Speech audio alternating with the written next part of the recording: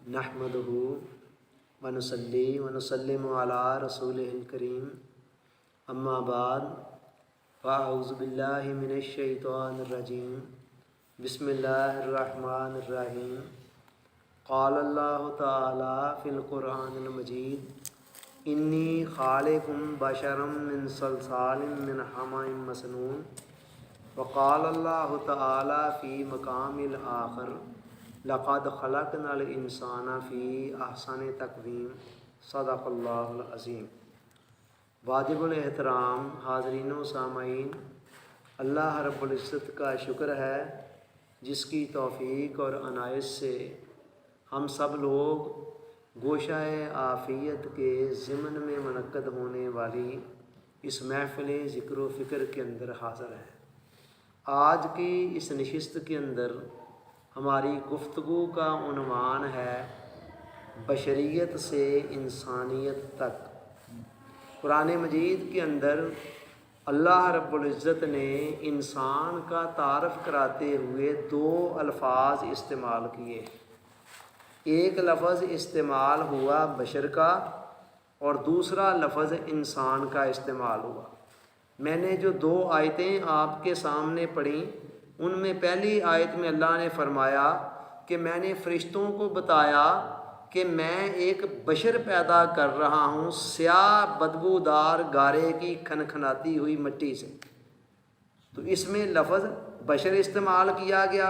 और दूसरी आयत जो पढ़ी है उसमें फरमाया लक़द ख़लक़नल इंसाना फ़ी अहसनि तक़वीम, बेशक हमने इंसान को बेहतरीन खिलकत के अंदर पैदा किया है। तो इंसान के तारफ़ के लिए ये दो अल्फाज इस्तेमाल हुए। अब इनमें फ़र्क क्या है? जब कुरान लफ्ज़ बशर इस्तेमाल करता है तो इससे मुराद नौए इंसानियत होती है, यानी इंसान की नौ किस्म जिन्स, ठीक है, जो चार पायों के मुकाबले में दो टांगों पर चलने वाला एक वजूद है, उससे मुराद ये होती है। मगर जब कुरान लफ्ज़ इंसान इस्तेमाल करता है तो इससे मुराद इंसान की वो आला तरीन हालत है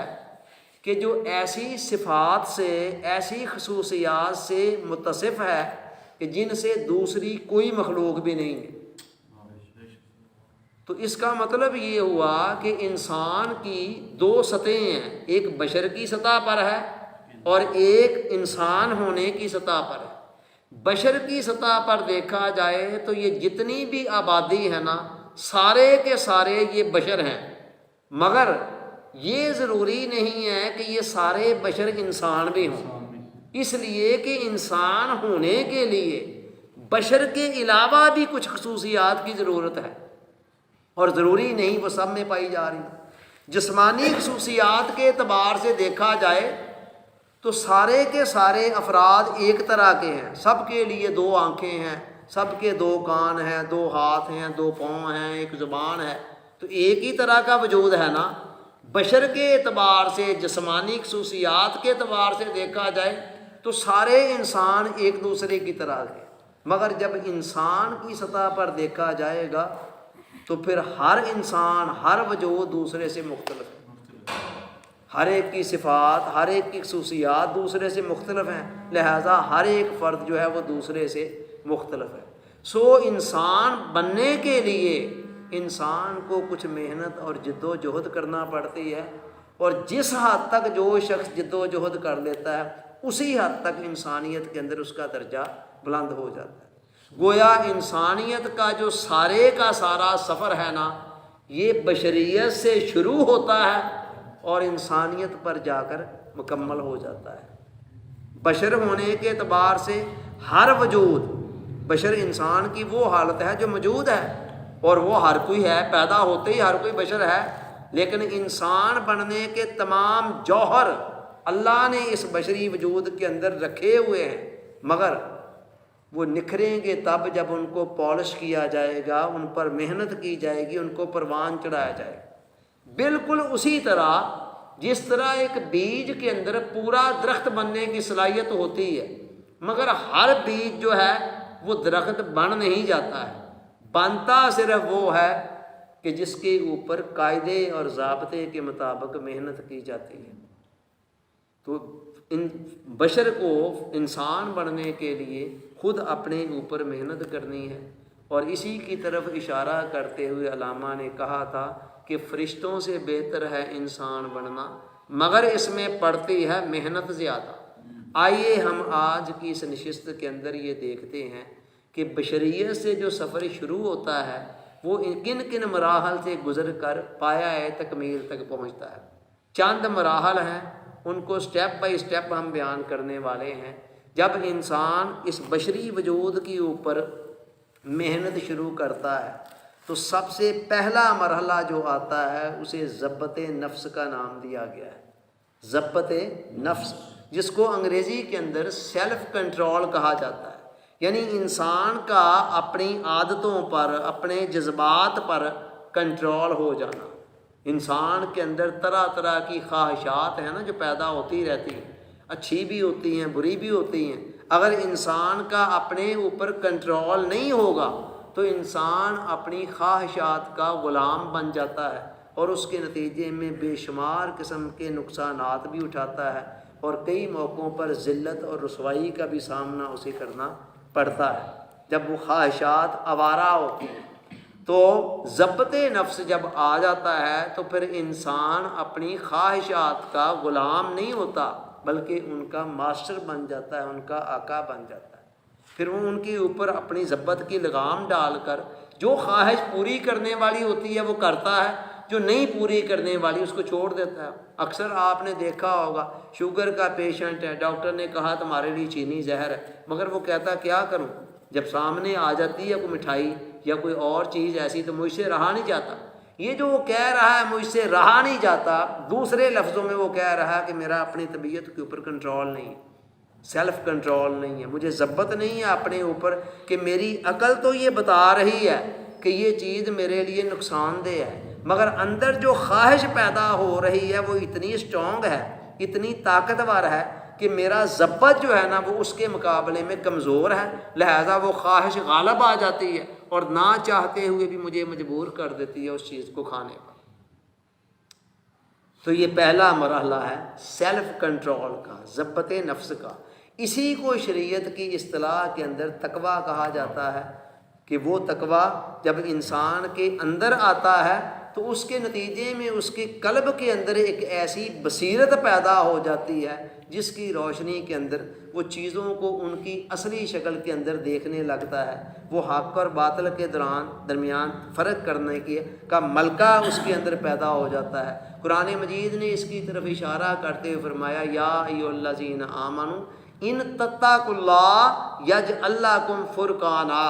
اے ایمان والو اگر تم اللہ کا تقویٰ اختیار کر لو گے، اللہ کا خوف اپنے دل میں رکھتے ہوئے جن چیزوں سے اس نے منع کر رکھا ان سے باز آ جاؤ گے تو اللہ تمہیں فرقان عطا فرما دے گا۔ اور مفسرین نے کہا کہ فرقان ایک ایسا نور ہے کہ جو انسان کے اندر جب آ جاتا ہے تو اس کی روشنی کے اندر وہ حق اور باطل کے درمیان فرق کرنے لگتا ہے، چیزوں کے صحیح اور غلط ہونے کے درمیان، جائز ناجائز ہونے کے درمیان اس کے اندر فرق کرنے کا ملکہ اور صلاحیت پیدا ہو جاتی ہے۔ اور اسی نور کی طرف اشارہ کرتے حضور علیہ السلام نے فرمایا اتقوا فراست المومن فإنہ ینظر بنور اللہ، اے لوگو مرد مومن کی فراست سے ڈرا کرو اس لیے کہ وہ اللہ کے نور سے دیکھا کرتا ہے۔ تو یہ پہلا مرحلہ ہے بشریت کے سفر سے چل کر انسانیت کے مرتبے تک پہنچنے کا، کہ انسان کو اپنی طبیعت پر ضبط حاصل ہو جائے، اور اس کا طریقہ مجاہدہ ہے، ریاضت ہے۔ بزرگوں نے تو اس حوالے سے بڑے بڑے شدید قسم کے مجاہدے کیے، اس دور کے اندر طبیعتیں اس کی متحمل تو نہیں ہیں، بہرحال ہلکا پھلکا مجاہدہ بھی اس دور میں انسان اگر کر لے نا تو وہ اللہ کے فضل سے کافی حد تک اس سمت کے اندر بڑھ سکتا ہے۔ یہ پہلا مرحلہ جی۔ اس سے بات جب آگے چلتی ہے نا، یہ پہلا مرحلہ انسان سر کر دیتا ہے اللہ کی توفیق سے اور ثابت قدمی اور استقلال سے چلتے ہوئے، تو دوسرا مرحلہ جو آتا ہے اسے ضبط تخیل کا نام دیا گیا ہے، یعنی اپنے خیال پر ضبط حاصل کرنا۔ عادتوں پر ضبط حاصل کرنا آسان ہے، خیالوں کے اوپر، سوچ کے اوپر قوت متخیلہ جو ہے انسان کے اندر، جو طرح طرح کے خیالات پیدا کرتی ہے، جس کے نتیجے میں ہر لمحے ہماری توجہ ایک چیز سے دوسری چیز کی طرف، ایک نقطے سے دوسرے کی طرف منتقل ہوتی رہتی ہے، اور ذہن کے اندر ایک آوارگیاں اور انتشار اور پراگندگیاں چلتی رہتی ہیں جو ذہن کو کسی نقطے پر یکسو نہیں ہونے دیتی۔ اور ذہن کے کمالات کب آشکار ہوتے ہیں؟ جب ذہن ایک نقطے پر یکسو، یعنی دیر تک وہ ایک موضوع پر، ایک نقطے پر، ایک بات پر ٹھہر سکتا ہو۔ آپ نے اکثر دیکھا ہوگا نماز کی حالت میں مجھے اکثر لوگ آ کر کہتے ہیں کیا کریں جی، خیالات کو بڑا کنٹرول کرنے کی کوشش کرتے ہیں، بڑا ان کو ضبط میں لانے کی کوشش کرتے ہیں، مگر یہ ہے کہ بس وہ دھیان یکسو رہتا ہی نہیں ہے۔ وجہ کیا ہے؟ کہ خیال کے اوپر محنت ہی کوئی نہیں کی گئی ہے۔ محنت کرنے سے یہ سارے مراحل سر ہوتے ہیں نا۔ تو میں بتا رہا تھا کہ ذہن کے سارے کمالات جو ہے نا وہ اس وقت آشکار ہوتے ہیں، اوپن ہوتے ہیں۔ ولیم جیمز کہتا ہے کہ بڑے بڑے جینیس مائنڈ شخص جو ہے نا وہ بھی اپنی دماغی صلاحیتوں کا 10% سے زائد استعمال نہیں کر پاتے۔ 90% تک حصہ دماغی صلاحیتوں کا قدرت نے اتنا کچھ انسان کے اندر رکھا ہے کہ وہ بغیر استعمال کیے ہی رہ جاتا ہے۔ 10% حصہ جس کو انسان یوز کر رہا ہے نا، یہ اس کا نتیجہ ہے کہ وہ منوں اور ٹنوں وزنی لوہے کو فضاؤں میں اڑا رہا ہے، وہ پہاڑوں کے جگر کاٹ رہا ہے، بکھرے ہوئے سمندروں کا رخ موڑ رہا ہے، طوفانوں کے آگے بند باندھ رہا ہے۔ اور جو ایجادات آپ کو نظر آ رہی ہیں آپ کے ارد گرد دنیا کے اندر، وہ ساری کی ساری ایجادات اس 10% کو استعمال کرنے کا نتیجہ ہے۔ تو ذہن کے سارے کمالات اس وقت آشکار ہوتے ہیں، پروان چڑھتے ہیں، ظاہر ہوتے ہیں، نشو و نما پاتے ہیں جب یہ یکسوئی کی حالت میں آتا ہے۔ اس کی مثال میں اکثر دیا کرتا ہوں کہ آپ اگر دھوپ کے اندر جون اور جولائی کی سخت گرمی کے اندر دوپہر کے اندر کاغذ کا ایک ٹکڑا رکھ دیں نا سورج کے سامنے، تو سورج آگ برسا رہا ہے مگر گھنٹہ پڑا رہے تب بھی کاغذ کا ٹکڑا گرم تو ہو جائے گا اور کچھ نہیں ہوگا۔ لیکن آپ سورج اور اس کاغذ کے ٹکڑے کے دران میں ایک محدب عدسہ رکھ دیں نا، ایک شیشہ ہوتا ہے خاص قسم کا، اس کو رکھ دیں، اس کا یہ کام ہوتا ہے کہ ادھر سے جو شعاعیں آتی ہیں نا وہ اس سے گزر کر نا دوسری طرف جا کر ایک نقطے کے اوپر فوکس ہو جاتی ہیں، پیچھے سے بکھری ہوئی آتی ہیں، لیکن جب اس شیشے کے اندر سے گزرتی ہیں نا تو آگے جا کر وہ یکجا ہو جاتی ہیں ایک نقطے پر۔ 10 منٹ کے لیے کاغذ اور سورج کے درمیان میں اس عدسے کو رکھ دیں، 10 منٹ کے بعد کاغذ پر آگ لگ جائے گی۔ وجہ کیا ہے؟ وہی سورج کی شعاعیں تھیں، پہلے وہ منتشر تھیں، پراگندہ تھیں، ڈسپرس تھی، بکھری ہوئی تھیں، لہذا ان کے اندر کوئی سٹرینتھ نہیں تھی۔ جب وہ اکٹھی ہو گئی، ایک نقطے پر مرتکز ہو گئی، تو مل کر اتنی ہیٹ پیدا ہو گئی کہ کاغذ کے ٹکڑے کے اندر انہوں نے آگ لگا دی۔ سیم معاملہ انسان کی ذہنی صلاحیتوں کا ہے۔ تو یہ دوسرا مرحلہ آتا ہے ضبط تخیل، کہ جب تک آپ اس پر کنٹرول نہیں کرتے، آپ اپنی توجہ کو کسی نقطے پر فوکس ہی نہیں کر پاتے ہیں۔ جب فوکس نہیں کر پاتے ہیں تو پھر ذہن کے کمالات آشکار بھی نہیں ہوتے ہیں۔ حضور علیہ السلام نے یہ جو اندر یہ قوت متخیلہ جو کارنامے ہر لمحہ انجام دیتی ہے نا، اس کی وضاحت کرتے ہوئے آقا نے فرمایا کہ دل کی مثال اس پر کی طرح ہے جو کسی صحرا کے اندر درخت کی شاخ کے ساتھ لٹک رہا ہو۔ کوئی پر، کسی پرندے کا پر اگر پرانا پر لٹک جائے کسی شاخ کے ساتھ تو کیا ہوگا؟ ہوا ادھر سے آئے گی ادھر لے جائے گی، ادھر سے آئے گی ادھر لے جائے گی۔ تو فرمایا یہی معاملہ انسان کے دل کا ہے۔ تو یہ معاملہ ایسے ہی چلتا رہتا ہے، لیکن انسان کو چاہیے کہ وہ اس پر محنت کرے اور محنت کر کے خیال کو اپنے قابو میں لائے۔ جب خیال کے اوپر ضبط حاصل ہو جائے گا نا، اس کے اندر ٹھہراؤ آ جائے گا، اس کا نتیجہ یہ نکلے گا کہ ہماری روح جب محبوب حقیقی کی طرف پرواز کرنا چاہے گی نا تو پھر خیال راستے کی رکاوٹ نہیں بنے گا، خیال راستے کی رکاوٹ نہیں بنے گا، پھر یہ اس کا نتیجہ پھر نکلتا ہے۔ اچھا جی، یہ ہو گیا دوسرا مرحلہ ضبط تخیل والا، کہ اگلے مرحلے کے اندر انسان اپنے خیال پر کنٹرول پاتا ہے۔ اب جس بندے کی عادتیں طبیعت پر کنٹرول نہیں ہیں، ضبط نفس نہیں ہے، وہ ضبط تخیل اس کے لیے بڑا مشکل ہے۔ پہلا مرحلہ ضبط نفس کا ہے اور دوسرا ضبط تخیل کا ہے۔ تیسرا مرحلہ پھر آتا ہے جسے ضبط افعال کا نام دیا گیا ہے۔ اس مرحلے کے اندر آ کر روح اتنی قوی ہو جاتی ہے اور جسم کے اندر اتنی توانائی آ جاتی ہے کہ انسان پھر روح جو ہے نا وہ بہت سارے کام کرنے کے اندر جسم کی محتاج نہیں رہتی ہے، یعنی وہ مادی آلات کو استعمال کیے بغیر اور جسم کے اعضاء کو استعمال کیے بغیر بہت سارے کام کر لیتی ہے۔ مثلا دور دیکھنے کے لیے آنکھوں کی ضرورت ہے نا، بند آنکھوں کے ساتھ روح دور تک دیکھ سکتی ہے، یا پھر دور دیکھنے کے لیے دوربین کی ضرورت ہوتی ہے، ورنہ ایک خاص فاصلے کے بعد چیزیں نظر نہیں آتی ہیں تو دوربین کی ضرورت ہوتی ہے۔ مگر دوربین نہ بھی ہو تو روح کے اندر اتنی طاقت اور توانائی آ جاتی ہے کہ وہ فاصلوں سے بھی چیزوں کو دیکھ لیتی ہے۔ یہ تیسرا مرحلہ ہے کہ جہاں جا کر انسان کی روح کے اندر اتنی توانائی، اتنی طاقت، اتنی قوت آ جاتی ہے کہ وہ جسم کے اعضاء کو اور دیگر مادی وسائل کو استعمال کیے بغیر بہت سارے کام کر لیتی ہے۔ پھر کبھی یہ کیفیت چند لمحوں کے لیے آتی ہے اور کبھی آگے چل کر یہ کیفیت انسان کا مستقل طور پر حال بھی بن جاتی ہے۔ پھر وہ یہاں بیٹھا ہوا ہے، ادھر نظر ڈالتا ہے تو سارا فاصلے درمیان سے ہٹ جاتے ہیں اور جہاں تک مرضی دیکھ لیتا ہے۔ ادھر نگاہ اٹھاتا ہے تو درمیان میں کوئی شے حائل نہیں رہتی ہے اور جہاں تک چاہتا ہے دیکھ لیتا ہے۔ اللہ حاصل قیاس، اوپر نظر ڈالتا ہے تو درمیان سے سارے حجابات، پردے ہٹ جاتے ہیں۔ اور یہ اسی کا ایک مظاہرہ تھا نا، وہ سیدنا عمر فاروق رضی اللہ تعالیٰ عنہ کا واقعہ آپ کو یاد ہے نا، کہ وہ بیٹھے ہوئے ہیں مسجد نبوی کے ممبر پر بیٹھ کر خطبہ دے رہے ہیں، جمعے کا خطبہ، اور یک لخت خطبے کے درمیان کہتے ہیں یا ساریہ تو الجبل، اے ساریہ پہاڑ کے پیچھے دیکھیں۔ اب ساریہ کون تھا؟ ان کا غلام تھا جو لڑ رہے تھے ادھر کہیں بہت میلوں فاصلوں پر، سینکڑوں میل کے فاصلے پر اسلامی لشکر لڑ رہا تھا، اس میں ساریہ بھی شامل تھا، اور پیچھے سے دشمن اچانک حملہ کرنے لگا تھا تو سیدنا عمر فاروق مسجد نبوی کے ممبر سے بیٹھ کر ساتھ خطبہ دے رہے ہیں اور ساتھ یک لخت وہ دیکھ لیتے ہیں اور ساتھ ہی آواز بھی ان کی وہاں تک اسی طرح پہنچ جاتی ہے۔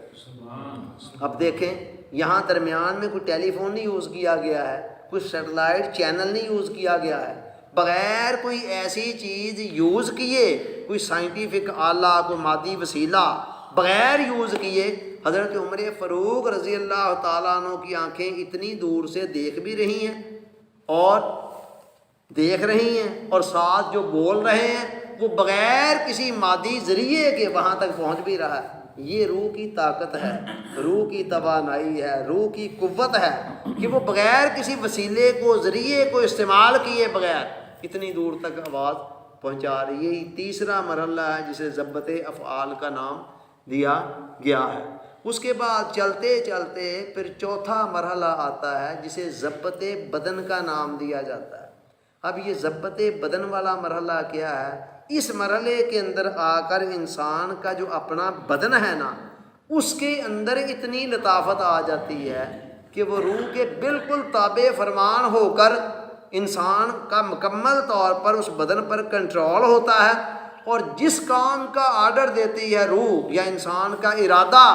جس سمت میں بڑھتا ہے، جو کام کرنے کا ارادہ کرتا ہے، تو جسم کے اندر کسی قسم کی کسل مندی نہیں دکھائی دیتی، کوئی سستی، کوئی کاہلی، کوئی بوجھل پن۔ جیسے فرض کریں ہم بعض اوقات رات کو اٹھنا چاہتے ہیں، فجر کے وقت نماز کے ٹائم پر ارادہ ہوتا ہے اٹھنے کا، جسم کہہ رہا ہے میں نے تو نہیں اٹھنا ہے، وہ ساتھ ہی نہیں دے رہا ہوتا ہے، جسم کے اندر بوجھ ہوتا ہے، طبیعت کے اندر کسل مندی ہوتی ہے، کوئی اور مسئلہ، بیماری، کوئی ٹینشن، کوئی پریشانی، ارادہ کرتا ہے انسان کہ میں نے اٹھنا ہے، لیکن اور چاہ رہا ہوتا ہے کہ میں اٹھوں، مگر جسم ساتھ نہیں دے رہا ہوتا۔ لیکن اس مرحلے میں آ کر کیا ہوتا ہے کہ جسم اتنی اس کے اندر لطافت آ جاتی ہے کہ جس کام کا روح ارادہ کرتی ہے یا انسان ارادہ کرتا ہے، جسم بغیر کسی چونو چرا کے اس کے پیچھے اسی کی طرف چلنا شروع کر دیتا ہے۔ اور یہ جو ہواؤں کے اندر اولیاء کرام کا اڑنا، اور پانی پر چلتے پھرنا اور آن کی آن میں فاصلے طے کر دینا، ایک لمحے یہاں ہونا، اگلے لمحے مکے مدینے پہنچے ہونا، یہ ساری کے ساری اس کی مثالیں ہیں کہ ایکچولی تو روح بڑی لطیف چیز ہے نا، اور جسم کثیف ہے، مادے کا بنا ہوا ہے، لیکن چلتے چلتے انسان کے جسم کے اندر اتنی لطافت آ جاتی ہے اور جسم اس حد تک روح کے تابع ہو جاتا ہے اور انسان کے ارادے کے تابع ہو جاتا ہے۔ امام جعفر صادق رحمۃ اللہ علیہ فرماتے ہیں کہ انسان جس چیز کا ارادہ کرے تو بدن اس کے اندر کسی قسم کی کوتاہی نہیں کرتا، فوراً اس کام کو سر انجام دینے پر تیار ہو جاتا ہے۔ آصف بن برقیہ کا وہ تخت اٹھا کر لانا، آن کی آن میں دیکھیں وہ کیا تھا، قال الذی عندہ علم من الکتاب، قرآن کہتا ہے جنوں کے سردار بہت بڑے طاقتور جن نے کہا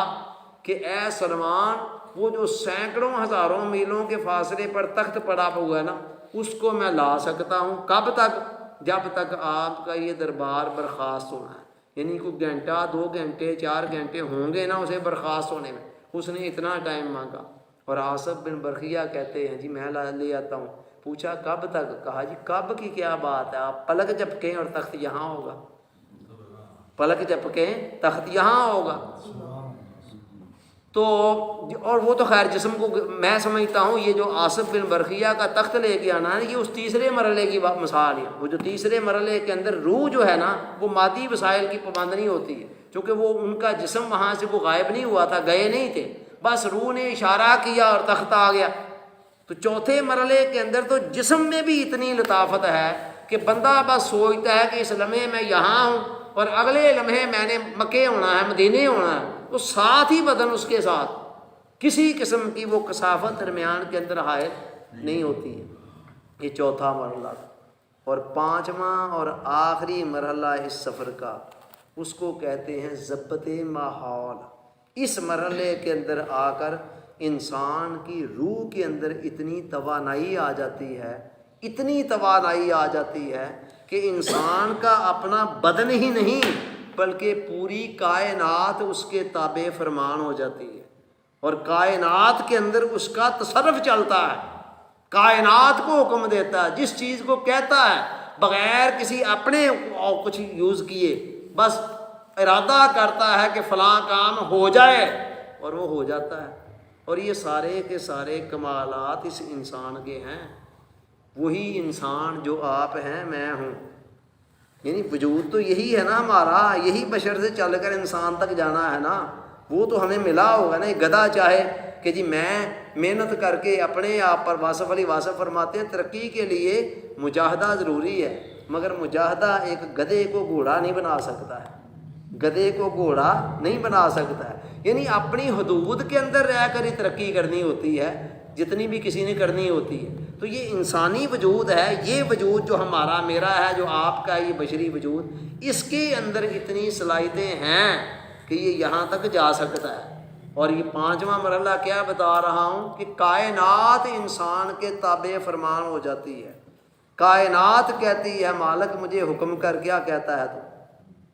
میرے آقا بتا کیا حکم ہے۔ اور یہ ساری صلاحیتیں اللہ کی توفیق سے ملی ہوتی ہیں، مالک تو ساری کائنات کا اللہ ہی ہے، اللہ ہی خالق ہے، اسی نے اس کے تصرف میں اس کو دیا ہوتا ہے۔ جیسے اس نے کائنات کی کتنی چیزوں کو ہمارے تصرف میں دیا ہوا ہے، اونٹ کتنا بڑا جانور ہے، آپ یہ دیکھیں کہ 10 سال کے بچے کو اس کی نکیل پکڑا دے اور وہ شریف آدمی شرافت کے ساتھ چل پڑے گا اس کے پیچھے، حالانکہ وہ ایک ٹانگ مارے تو بچہ چاہے اگلے جہان پہنچ جائے، مگر نہیں، وہ آرام سے۔ وجہ کیا ہے کہ اللہ نے اسے اس کے لیے مسخر کیا ہوا ہے انسان کے لیے۔ اسی طرح اللہ پوری کائنات کو مسخر کر دیتا ہے انسان کے لیے، جب انسان محنت کرتے کرتے انسانیت کے اس مرحلے میں آتا ہے نا، اس بلند ترین مرحلے میں، اور اسی مرحلے کی طرف اشارہ کرتے ہوئے حضور غوث اعظم نے فرمایا تھا کہ بعض آسمانی کتابوں کے اندر اللہ کا یہ فرمان ہے میرے بندے، میں اللہ ہوں، جس کام کا ارادہ کرتا ہوں اسے کن کہتا ہوں، ہو جا تو وہ ہو جاتا ہے۔ اے میرے بندے تو ایک مرتبہ میرا بن جا، اس کے بعد میں تجھے بھی ایسا بنا دوں گا کہ تو کن کہے گا، جس کام کا ارادہ کرے گا تیرے ارادے پر وہ کام ہو جائے۔ تیرے ارادے، اور اسی کی طرف اشارہ کرتے ہوئے علامہ اقبال نے فرمایا تھا کہ خدائے لم یزل کا دستے قدرت تو جزماں تو ہے، یقین پیدا کر اے غافل کہ مغلوب گماں تو ہے۔ تو اپنے گمان کے ہاتھوں مغلوب ہوا اپنے اندر یقین کا چراغ جلا۔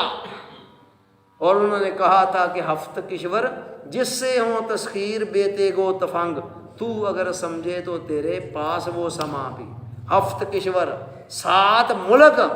بغیر تیر تلوار چلائے، جس طاقت کے ذریعے سے فتح ہو جائیں انسان، اگر تو جانے تو تیرے اندر وہ سامان موجود ہے، بس اسے دریافت کرنے کی ضرورت ہے، اسے پالش کرنے کی ضرورت ہے، اسے استعمال کرنے کی ضرورت ہے۔ تو یہ 5واں اور آخری مرحلہ ہے، یہ ہے بشریت سے انسانیت تک کا سفر۔ اب ضروری نہیں ہے کہ ہر انسان انسانیت کے اس اعلیٰ ترین مقام پر پہنچ جائے، مگر یہ بھی تو کوئی ضروری نہیں ہے نا کہ ہم نے انسان بنے بغیر ہی مرنا ہے۔ بابا یہ بھی تو کوئی ضروری نہیں ہے۔ پھر اگر وہ ضروری نہیں ہے اور واقعی ہر بندہ نہیں پہنچ سکتا ہے، تو یہ بھی تو کوئی ضروری نہیں ہے کہ ہم نے انسان بنے بغیر بشریت کی سطح پر ہی مر جانا۔ Some thing is better than nothing, کچھ نہ ہونے سے کچھ نہ کچھ کرنا تو بہتر ہے۔ اللہ کا قانون ہے والذین جاہدوا فینا لنہدینہم سبلنا، جو لوگ ہماری بارگاہ کی طرف آنے کا ارادہ کر لیتے ہیں ہم ان کے لیے ایک نہیں بے شمار راستے، بے شمار دروازے کھول دیتے ہیں۔ لہذا اللہ کبھی کسی کی محنت کو رائے گا نہیں جانے دیتا۔ وہ کہتا ہے کہ لیس للانسان الا ما سعی، انسان کے لیے وہی کچھ ہے